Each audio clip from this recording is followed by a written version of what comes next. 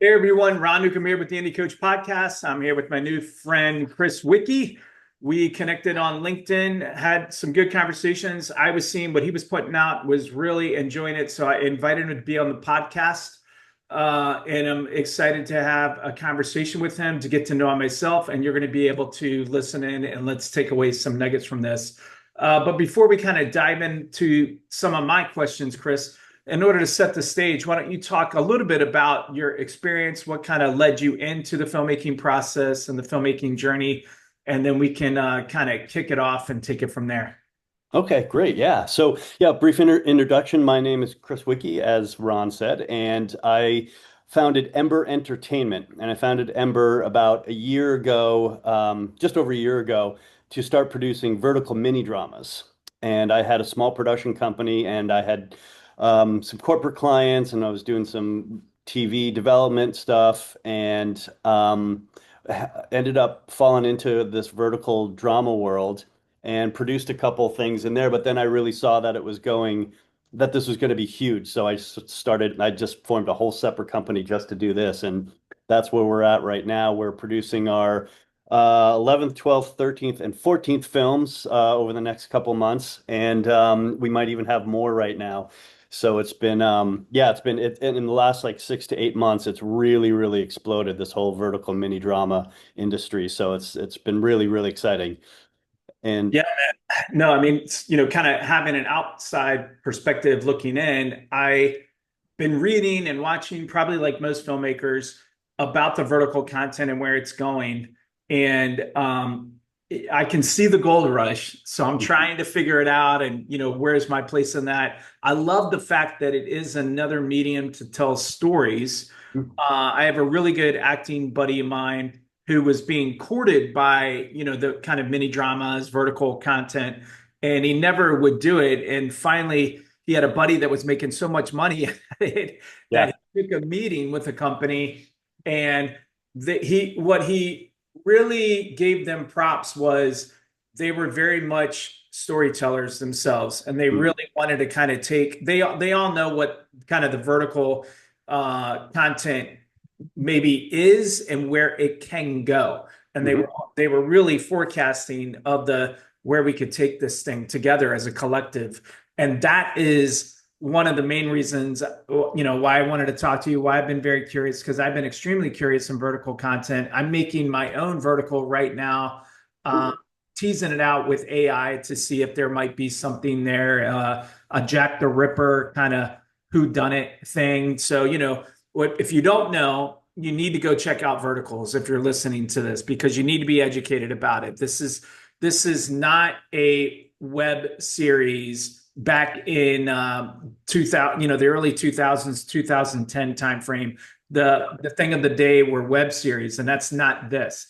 This is a different beast. It's shot a little differently, not much differently, but the incremental storytelling is very different. It's 1 to 2 minutes. It's You don't need to start with a whole thing of forecasting or setting your character. I mean, when you start, and Chris, you correct me if I'm wrong, but the research I've done, when you start, man, you're in it, because generally if the platforms that are doing well, what they do is they basically give 7 to 10 episodes for free to get Yep. you hooked on it, right? To get you interested. And then they upsell you, they charge you to see the rest of the story, which I think is a brilliant model. And I'm not the only one, because their numbers, Chris, I'm sure you know this. And if we could get Yeah. into a little inside baseball, their numbers are crazy. I Yeah. mean, crazy, to where if you're not educated on this as a storyteller, trust me, you need to be. It As far as the format goes, Chris, it sounds like you articulate it as a film, because in the essence, it really is like runtime is Mhm. pretty comparable from what I understand. But talk to me a little bit specifically about the vertical content and all the nuances that, yeah, it might be similar, but this is different. Yeah. Yeah. And that's the way I describe it too. I describe it as feature length films that are distributed in 1 to 2 minute episodes. Yeah. Each one of those episodes, you're talking 65 to 85 episodes, they have a cliffhanger. And, it doesn't have to be, the world is turned upside down cliffhanger, Yeah. but, Yeah. it could be simple, a look on someone, a reveal of some information. And, content wise and genre wise, most of these are like soap operas. Yeah.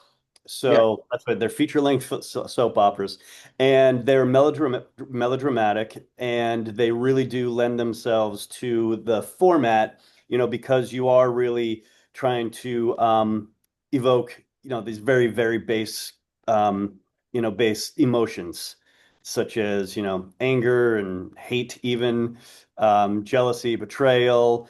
And a lot of the things that we do too are like building like people up to be so evil, and then when they get their, their just, rewards at the end, you're like, yes. And That's that really what keeps people um, swiping, and because of that, they're very over the top.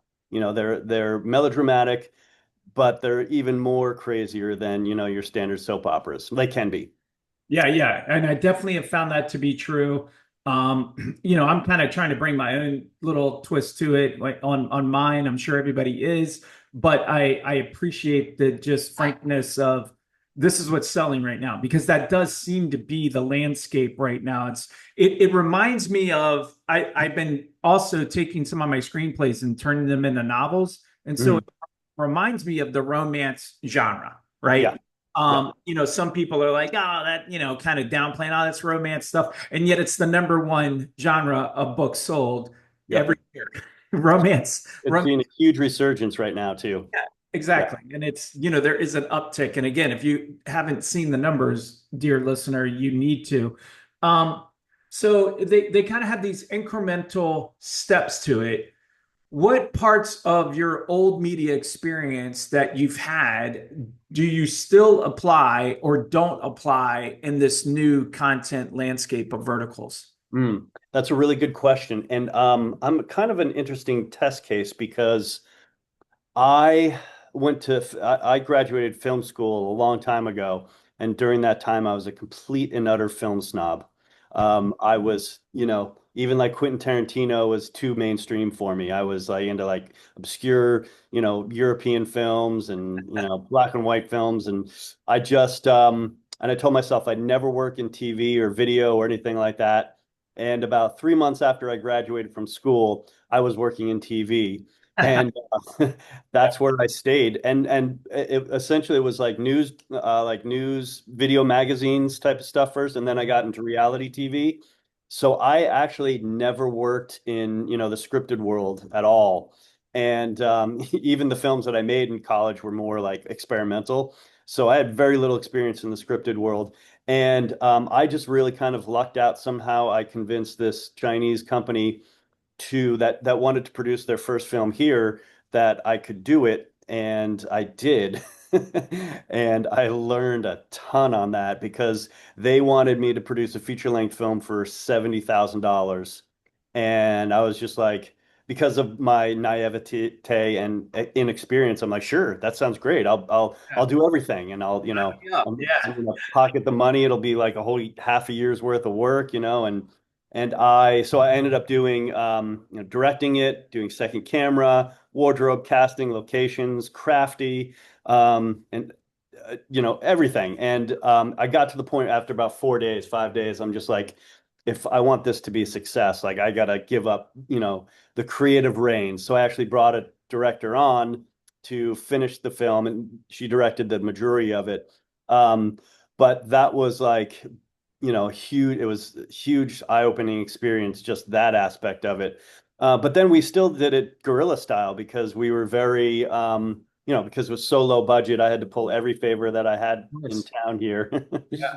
And we did it. We pulled it off. Luckily, we didn't have a schedule. So I was able to like do stuff to, call up the actors and be like, I got a, location on Thursday. Can you guys shoot? And that's how we did it for about 18 days. And then we didn't even have a real schedule for the the post either, so I was able to edit it myself and spend a while on it. And so that was great. And then as we went on, um, things got a little bit more formal because that film that we did, and this is I should touch upon this now, as long as we're at this point of the story. Um, that film was released, and within 5 weeks, it had made $10 million for the platform. I read that article. Oh my gosh. You know? And that's where I went like, what is going on Yeah, here? exactly. Bananas. So I started looking into it more, and it was still very new to the US here. This was August of 2023 is when we started producing that first one. And it's a massive, massive industry in China. It was just reached $7 billion last year, which surpassed Chinese box office. And it has grown. They're making about 300 films a day right now out there. And there's about 300 platforms right now too. A lot of the platforms are making them, but then you have all these independent producers that are making them and selling to them to the platforms. So, and it has grown, since the numbers back then were still massive, $5 billion industry at that point. But it's just been growing and growing. And Yeah.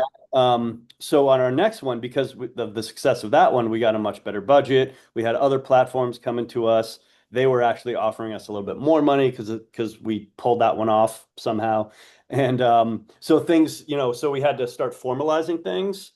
And that's where we really started to like look into, speaking to my camera person, like, okay, how do we elevate this? How do we make it better than last time?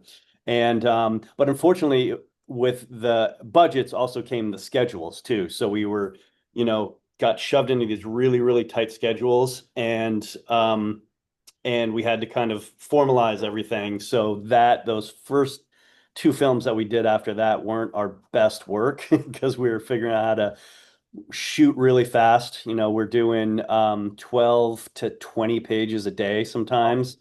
Mostly we try to average around 12, but we have done 12, 20 pages a day. And so, the director, I'd used the same director that, had pulled it off the first time. So, it's just kind of a lot of we had to kind of figure things out a lot. We had to watch a lot and kind of figure out how did it in China because it is, there's of course tons of similarities, but it is a different visual language somewhat. And because it is so, you have to keep people's attention for that minute and a half to get them to swipe to the next one. You really have to make sure that you're getting that over the top moment. You're getting the cutaways of the important, cut, objects and trinkets and stuff that help drive stories forward. And at the end too, you have to realize you have to kind of pay attention to where you are in the script because you look at the script, it's written like a feature-length film, but every 2 pages, page and a half, 2 pages, it's a new episode, 37. And so you have to realize that you're coming to the end of the episode, even though that episode might break in the middle of a scene. So you have to sometimes reshoot stuff to get that look from the actor that you're going to have to cliffhang on. Um, so that is, and what's interesting is that it's still as much as it's been going on in China and as much as we've been doing here in the US, it's still, figuring a lot of stuff out. It is developing a different type of, somewhat different type of language. And it's also it's happening so fast all over the world. So what's really exciting to me is that this new language is being developed and evolving all over the world, simultaneously. And so I've had conversations with people in Italy and Argentina and South Korea and Ukraine recently about just where this is all going and what we're learning. And yeah, it's just really, really exciting time. No, it definitely is. So, 70 grand and the company, not you, the filmmaker, unfortunately, but the company gets 10 million out of that. That's a pretty daggone deal. Good deal. So of course they doubled down, came back to you and like, how can we do this? Can you talk to me a little bit That's early days, I imagine, but early days. I mean, we're only talking a year and a half ago, so we're still a bit in the Wild West. I can appreciate that as much as you can and want to, and we can even speak in generalities. But if we can be as practical as we can you talk to me about kind of budget ranges and what people should be kind of, because I could see some people like saying, "Oh, I'm going to go in there and level this thing up and spend, 800K on a vertical." And, Mhm. you know, I that's not the numbers I'm seeing. So Right. can you talk to us a little bit about the budget ranges? Yep. Yeah. So I would say the average budget that we usually take on is about 180,000. And I've done them for as low as 160 and as high as 203. But that's kind of the sweet spot right now. That's Um, what, yeah, go ahead. I'm sorry. Yeah, but that's really the economics of it. You do them for Yeah, cheap, exactly. you do them fast, and they don't have to be good because you only get the two of the three. Yep. But they're sufficient, and they work. And I think a lot of the audience's acceptance of it is, we're already used to seeing unprofessional, or creator. We're in the middle of the, creator economy where, people are looking for things that are just interesting, and it doesn't have to be, super high end and super well Yeah. produced. They're just there for the emotion and the dopamine hit. And so a lot of things that people one of the first things that people would always ask me is, how does this compare to Quibi? It's the inevitable answer Yeah. and I mean question. And really, it was about the economics. They thought they could take their Hollywood studio model and continue to spend $100,000 a minute, and they're spending millions and millions of dollars on something that people would they wanted to watch on the phone. They just didn't need it. No. Mm. Yeah. Yeah. In fact, I almost, it's like like sometimes this is good enough. And I Mhm. know that, I say that in air quotes because nobody wants to hear that, particularly artists and filmmakers. Yep. But the moment you start to put major production value behind it, you got to go all the way. You can't kind of halfway do it. But if you go in and there's an expectation that Hmm. I know what I'm getting as a viewer, Yeah. my appetite is going to be satisfied because you're serving me what I want, that i.e. that romance novel. But the moment you try to kind of level up, well, then I'm going to judge you at that premiere level, and you better be bringing it. And with that, of course, as you've already articulated with Quibi, is that unfortunately that has a premium price tag with Yeah. that. Um, Exactly. what are the genres, themes, or formats you believe are ripe for vertical storytelling that haven't yet been fully explored? So, genres, themes, or formats that you feel, man, I could see this coming. It's going to break out of just the romance thing. And yeah, what are you kind of seeing as a storyteller in the trenches right now?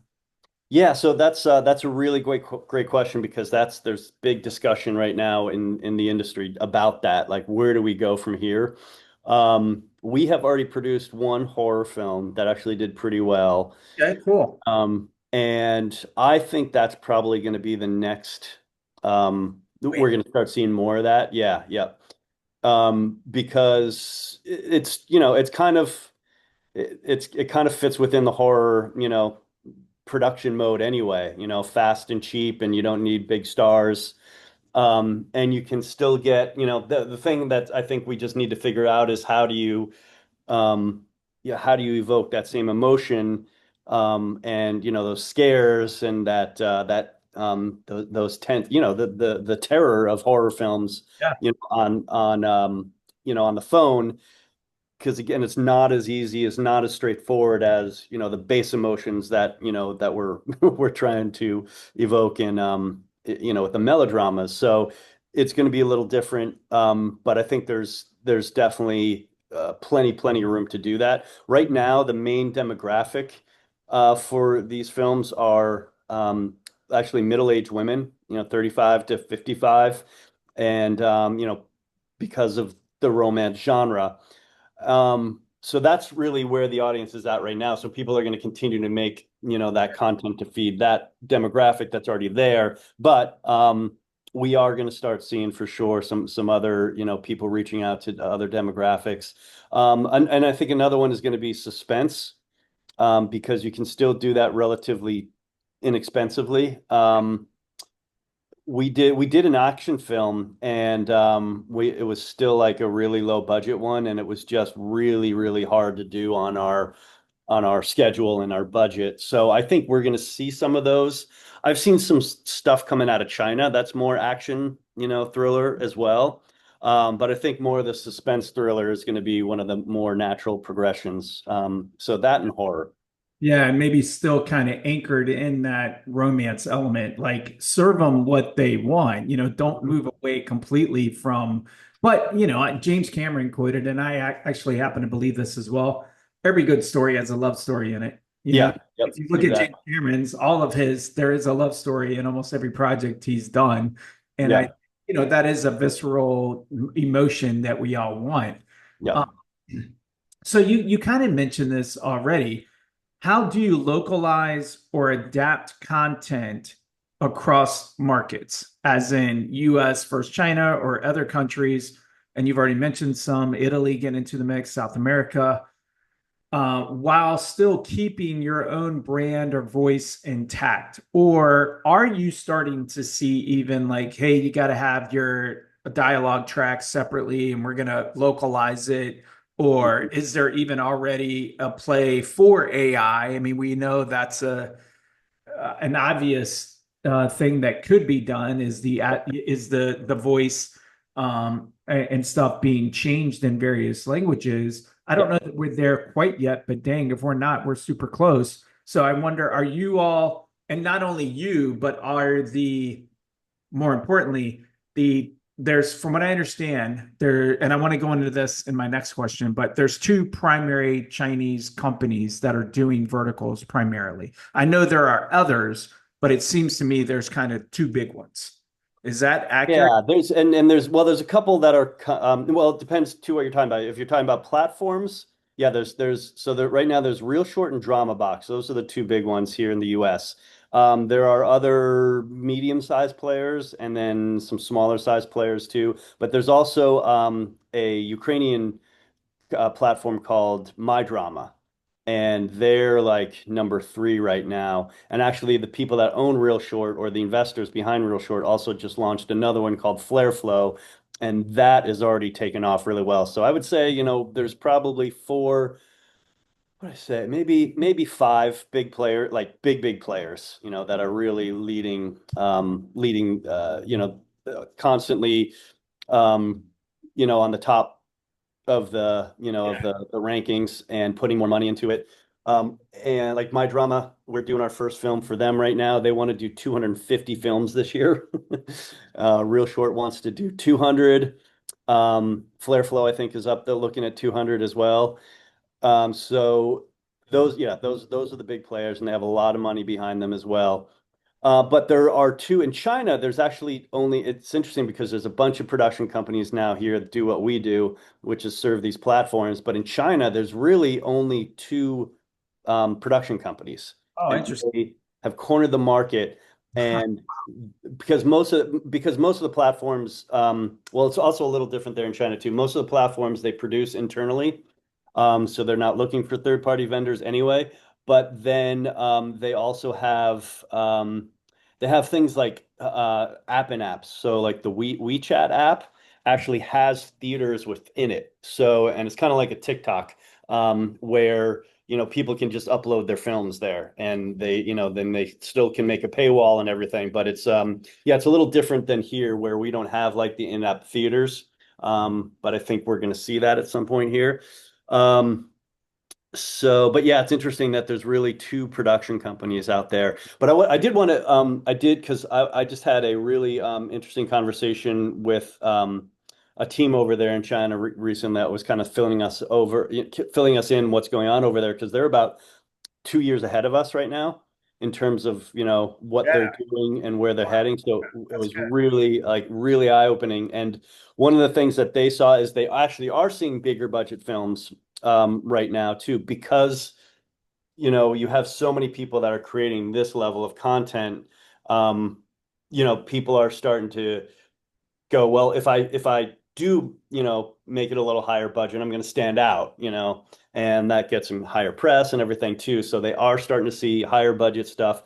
I know one film that this one was showing me, they shot it in 17 days and it amassed, I think it was 1 billion views in about 5 days. Oh my gosh, man. Oh, yeah. 5 days. So we saw a clip of it, and it was, yeah, it was really, really impressive. And I don't know what the budget of that one was, but they spent a lot of time on it, so I'd imagine it was 3 or 4 times higher than normal. Yeah. So to kind of continue the conversation with the platforms.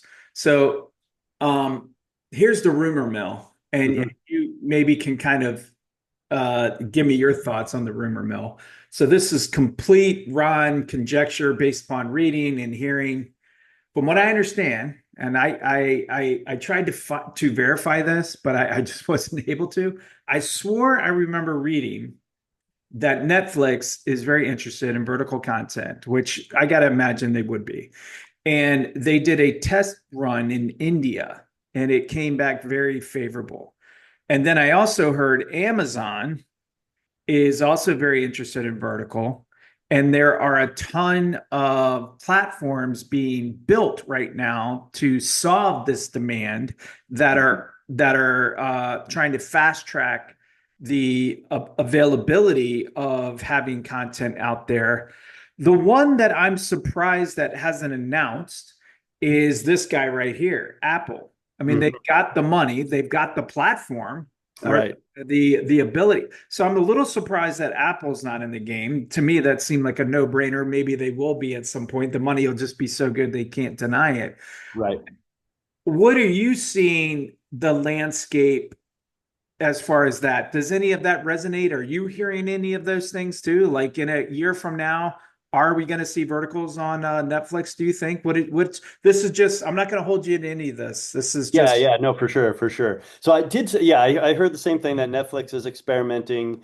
And when I look closer at it, the original article that I read was like not quite exactly. In fact, it didn't even mention micro dramas or mini dramas at all. So I, obviously they know of it for sure. But I did hear, I was speaking to someone the other day too about it, and Netflix is interesting because they're strictly subscription model. So it's that what they're one of the things that make these platforms so much money is that yes, they have subscriptions, but they also you have to unlock the films through coins yeah, as well. right, And right. when you do that, you can spend upwards of $50 on a single film. And they have a lot of people that are still doing that, I don't know how long that's going to last because, Yeah, want just buy the freaking subscription, for $20 a month if you're going to spend, yeah, buy 3 films a year. So that was one of the things that I heard, from someone who knows a little bit about what Netflix is doing. So my sense is that overall, oh, and it's interesting that you heard Amazon because I actually have a good friend over at Amazon in the higher echelons there, and I'm just like, what are you guys hearing? And he's like, nothing. Like, there's nobody here talking about it at all. wow. So I'm actually having a conversation with them, with him, sorry, about or keeping him up to date, Yeah, because yeah. who knows, Well, the numbers are so good, like you just alluded to, like they at least know about it. That's for yeah, daggone. yeah, The numbers are so good that, and this is the other thing I really like, Chris, is that I have 5 kids, 14 down to 5. They're okay, all watching content this way. They're not watching, verticals as in like the micro drama, but they yeah, are watching it in a vertical format. So the format itself, and then with TikTok, how it's micro elements, video to video to video. Yes. So not exactly the same format, but they are being taught yeah, yeah. is the way, right? Well, So they're our age. I can only imagine their little brain's going to want to consume it that way. And that's what's interesting too, because that's the first thing that people think of, like who's watching these too. They automatically go, "Oh, it's a Gen Z, Gen Alpha thing." I'm like, no, it's older women. So Yeah. if they're hooked already, just imagine the audience that is once, we're able to tap into that younger audience. And I won't go too much into why it's still driven by, primarily middle-aged women, but it has to do with like the marketing and the content itself, but a lot of the marketing and how things are marketed. Um, so there's like this feedback loop right now. So once I think we tap into that younger audiences, that's where you're going to see a lot more genres, being experimented with, and yeah, it's like the way I think is we grew up on expecting, those that big visual experience in, horizontal film at the movie theater and even, in our houses here on TV. And I think because these younger generations are growing up on the phone, their expectations are for it to be vertical, and they might not be as wowed as we are, on the big screen when it comes to it. So Yeah.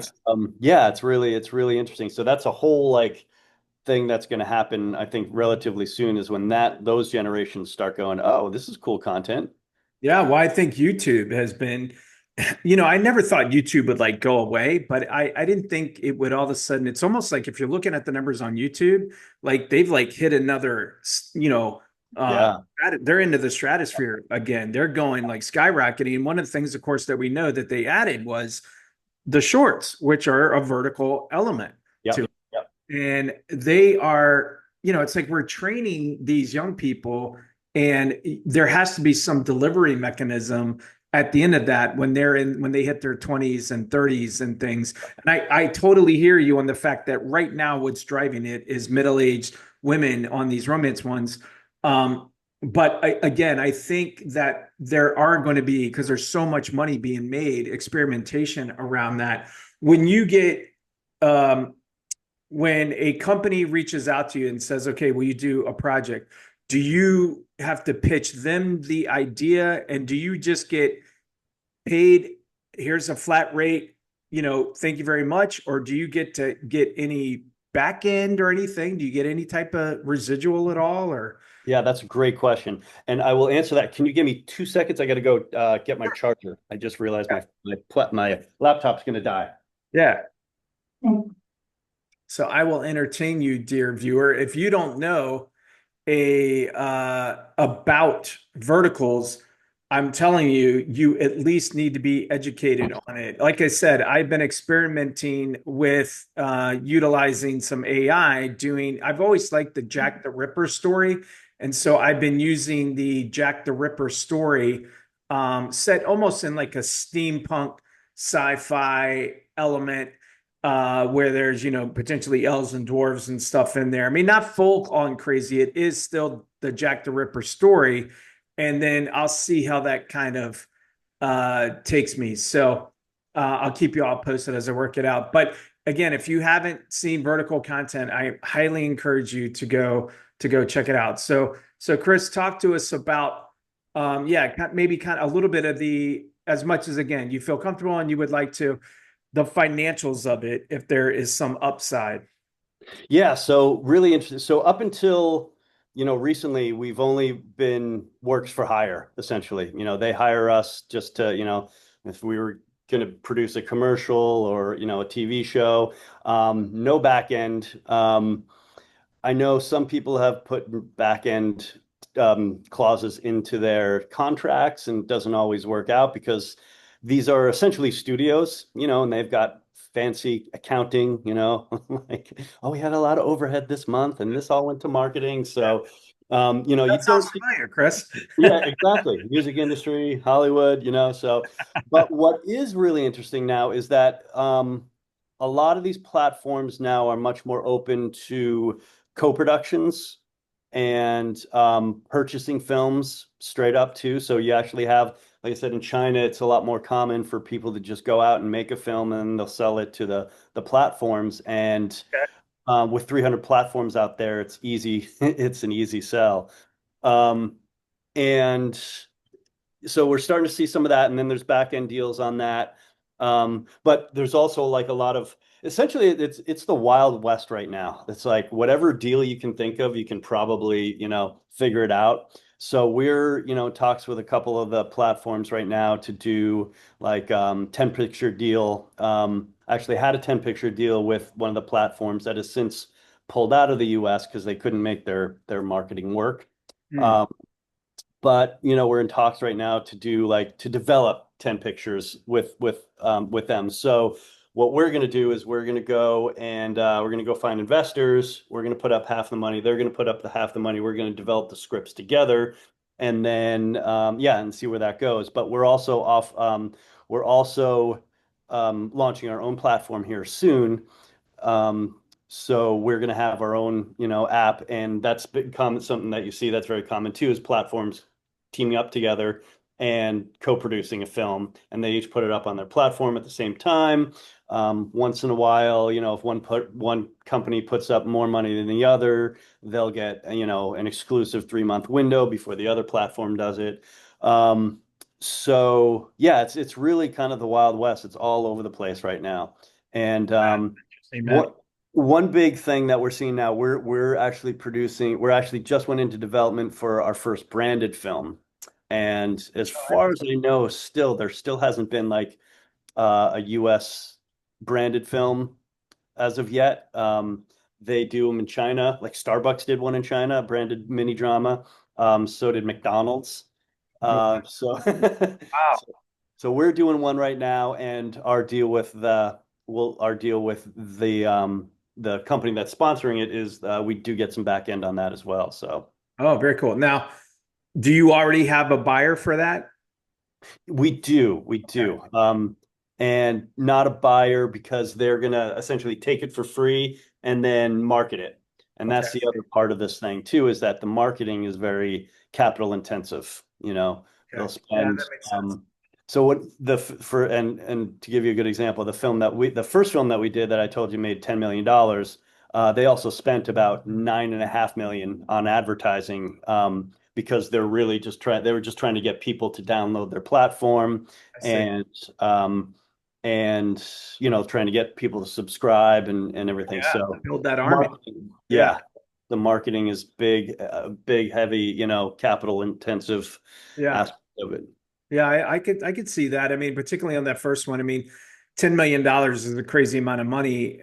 So is 9.5 million spend on marketing. But it also makes sense to me as I have done some tech ventures and I know how important marketing is because once you get them on your app, well, that's a very Yeah. different thing. You know, that's what people don't realize about Amazon and Netflix is they own your customer. You don't own the customer. So Yep. the app people and smart for you, man, for doing your own app. I was gonna when we stopped recording, I was gonna see if that was gonna be the case for you if you were looking at that. So Yep. very smart. I think that is a very interesting play. Very interesting. I'll definitely be on the ride with you on that one. At minimum, I'll keep an eye out. And I am very interested to see where we can all kind of take this thing together, if you will, recognizing that right now the romance are driving it, but that drives the book industry too. And yet I love reading fantasy books and sci-fi books. And, I think other people are going to start to tap into it. Um, the elephant in the room, of course, is AI and things of that nature. I already mentioned to you that I'm trying to see if I can cook up something within an AI kind Mhm. of thing. Are you seeing that as a potential role or opportunity as far as AI goes, and maybe not even generative AI? If you could speak to, are there other parts of the process that maybe AI could play a part of that you're seeing? Yeah, yeah. It's really interesting because that is definitely playing a part now. One of the first things I just noticed, we just had the first LA vertical film market here just last week, and I was on a jury for some pitches, and what I noticed, and of course, it's obvious, is that when people are doing pitch decks, a lot of them are using AI, to create the actor that they want to see instead of going through and like trying to find, a picture of Brad Pitt or whoever they think they want, would want to star in this. not Brad Pitt, but Yeah. no, as an example of who they think, the leading man would look like. So that was really cool. And then some people are now even doing like AI kind of trailers, pitch trailers Yep. to show us what they have in mind. Um, I've used generative AI a little bit here and there for like audio mostly, like a newscaster or a weather report or something like that. Yeah. And then, I do know that these scripts are written in 5 weeks, 5 weeks to 3 months. And right now they're trying to get it to 5 weeks. And, I know writers are not writing it with AI, but, they're using it to, Yeah. help them get through, Up certain, enhancing. Yeah. yeah, yeah, Right. Give me a character breakdown. How's my conflict? I mean, it's like a professional editor. Like you're yeah. writing a story, but you got a professional editor there. Why wouldn't you use it? Yeah, yep. And I've used it, writing up some scripts too, and kind of just playing around with it. And I'd hit like a writer's, a moment where I'm like, I don't know what happens here, and I'll like Yeah. chat GPT, give me 5 ideas, and Yeah. Right. it'll give me five, and some of them are good. Some of them are good and some of them throw Yeah. away. And I mean, I think that my personal take on AI and kind of where we're at least currently, is I don't know that we'll ever get there 100%, where you just prompt it and it outputs at 100%. There Mhm. still seems to be something kind of shallow in the soul of the actor that is missing. And there are definite things that it's hard to do. Yeah, But I think if it can get you 70% of the way there, yeah, that becomes very interesting to me and let me take it the rest of the way, or vice versa. I give you 30% and it's able to kind of magnify what I've done. yeah. I think that's potentially a good use. I think sizzle reels and trailers are interesting and good looks, and decks and things of that nature are all good looks. So, what types of metrics are you all seeing? And obviously you mentioned the 70,000 to 10 million with the high marketing spend. What kind of metrics do you all look at? Is it completion rate of the series, retention, conversion, or as the filmmaker, hey, I delivered it, that's kind of, I'm on to the next one. That probably is the case just because the demand is so high right now. But do you all get like reports on how it does? And what is, you as a creative wanting longevity in this business? What are you looking at there? Oh, that's a really good question. Yeah, so we don't, the platforms don't share a whole lot of information with us.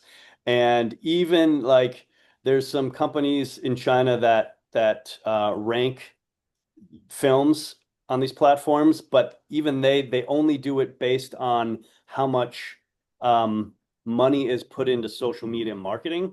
So they're like, okay, there's this many creatives out there for this film, and it's gotten this much response, and they can measure that, but they can't measure how many people are going to actually download the app or watching it on the app. Some of the apps have, they have what do you call it? They have how many views Yeah. film has had. And the last one that we got, the last film that we did is up to 140 million views right now after 6 weeks. And I can see that right on the platform, but I don't actually know what that means. Like, is it people that have, subscribers that have seen it? Is people that just watched the first episode? Is it people that watch the paywall? So, so Yeah. there's a lot of stuff that we're actually not privy to. So, Gotcha. going into our own platform, these are the You'll things be, that we're yeah, figuring sure. out. Yeah. You've got to track that, monitor that. That's still an impressive number. I mean, if you had a feature film seen 140 million times, I mean, that'd be a win, regardless if it was they only watched the first 5 minutes of it. I mean, yeah, you want the whole arc and the whole story to be completed. But my gosh, 140 million Yeah. is impressive. And it's also, as you already indicated, this isn't a China thing. This isn't a U.S. domestic thing. This is a world, global phenomenon that we are seeing in real time. And I think it really came upon us. You mentioned Quibi. Like, I think that people kind of threw it out when that faltered. Hmm. People were like, okay, I guess that is done. So Yeah. good for the people that had foresight enough to be like, hey, no, let's pick it back up and give it another try. Yeah. And yeah, it's right now, again, it's the romance. It's a bit formulaic right now. I will say, like the cinematics though have been pretty daggone strong. I mean, for you to be filming. So for context for people out there, I try to film about 5 pages a day, right? So the fact that Chris is going to 12 to 20, I'm assuming 20 is probably pretty heavy dialogue. With that, Yeah, yeah, yeah. yeah, because But then you it's can kind it's of crank out some pages. But if you've got 20 of just, action and from a vertical, that's not just 20 pages, that's potentially 10 episodes that you're. right. So you got to have that beginning, middle, and an end per episode with the cliffhanger that pulls people to the next one. Yep. And you got to hit all those things. So good on you for all that. That is definitely no easy task for that. What do you see as kind of the biggest mistake that you've seen or you have experienced, in fact, making the transition from your traditional format to now a vertical format? And what Mhm. did you learn? What were some of the things you're like, okay, you know, here's what you don't, here's what I used to do in the regular world, and now in the vertical world, this is the way you got to do it. Yeah, yeah. I mean, there's I think one thing is we shoot everything with two cameras. That's Okay. first and foremost. I think that's the biggest thing. And like I've got one of my I've got a couple crews that I use. One of my DPs is he hates it. He hates shooting, and he's like, I can be faster with one. So for the horror film, we were able to do one, but for the most part, the platforms required it, and we're like, well, this is kind of stupid. But when we're actually in post, it is really really helpful. Good. So, yeah, yeah, Yeah, I mean, I'd not argue, but every DP wants one brush to paint the canvas. Every yeah, DP, yeah, yeah, and because they got exactly. to light it, and they know, Yeah, man, I'm just lighting for one camera. yeah, Me though, when I put my producing hat on, as much as I can shoot two cameras, I do. yeah, yeah. Because I'm thinking of Ron in the future sitting in the editing room wishing I had that reaction shot. Or if Yeah, I have a twofer and it's two people dialogue heavy, I want to get the over the shoulder reaction because the actor's giving me great performance, but I'm not getting the shot. So with that other camera or even cameras, I'm hmm, able to get like the twofer plus the over the shoulder and the over the shoulder. Now I understand what the DP is saying though. Like at some point you start it lost dividends where lighting is messed up and yeah, yeah, it's yeah, looking as good. So I totally get that. But I'm also shooting on lower budget ranges too. So I don't have 3 months to shoot. I'm yeah, getting yeah, it in and out 3 weeks if I'm lucky. yeah. Yeah, I'm sorry. I interrupted you there, but I totally can appreciate that. Yeah, no problem. Yeah, for sure, for sure. Um, but I think one of the things that is just to not, uh, um, you have to move fast, so you're going to have to get used to making compromises, and sometimes it doesn't matter, especially when you're talking about locations, because we can. uh, One of the great advantages of shooting on vertical is that you don't have to worry about all this visual real estate. It's really just what's right here. And you're able to, really be creative. Like we've turned, bedrooms into hospital rooms, for 5 days. We've turned the corner of a courthouse set into a five-star restaurant. And it's really easy to do. And I think, that's the thing that I learned is to not get so hung up on, the perfectionism. And even like with some of the platforms I've talked to, we had this one thing that they wanted that was going to be really difficult, like location wise. And I said, maybe we can rewrite the script, but they wanted these two offices that were like, right across from each other and to be able to see visually, across from each other. And I'm just like, that's going to be difficult. Whether we do it practically or VFX wise. And they're like, oh, it doesn't really matter. It's about the emotion. And that's all that matters. So just fake it the best you can and just get the emotion. And we're like, cool. And yeah, that was, I think, a really, really great lesson to not get hung up on all the other visual aspects that and cinematic aspects that you normally would. Yep. Yeah. I think a 50 millimeter is going to go a long way in that situation. Yeah. The subject looks really good and crisp, and that's what you want. But you're right. The real estate. I'm always the production value, right? That's what we always cry about when it comes to locations. You want this awesome, cool landscape and stuff. And when you're in a vertical format, like you're saying, it's right here, Yeah, yeah, yeah. and it's what's behind them, of course. But well, man, what is it you're working on now that's like really exciting for you? Probably your platform. And then Yep. how best can people reach out, collaborate, become a fan? What's the best way to do that?